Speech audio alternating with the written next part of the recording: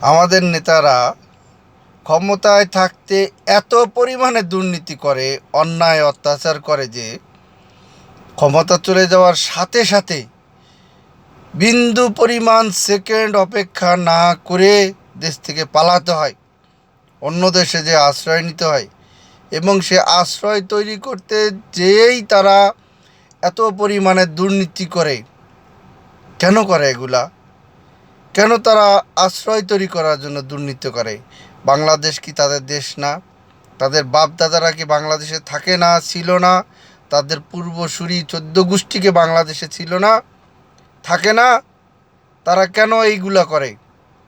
আসেন, ভবিষ্যতে আমরা যারা বাংলাদেশে বসবাস করি, যারা নেতৃত্ব দিবেন, নেতা হবেন, এবং যারা নেতা আছেন তারা শুধরে যান, তারা এই দুর্নীতি মুক্ত হন।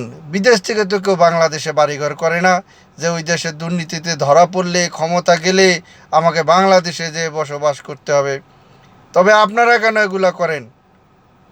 বেরিয়ে আসেন, বেরিয়ে আসেন। একটা মানুষ ভালোভাবে বাঁচতে, বসবাস করতে কত টাকা লাগে?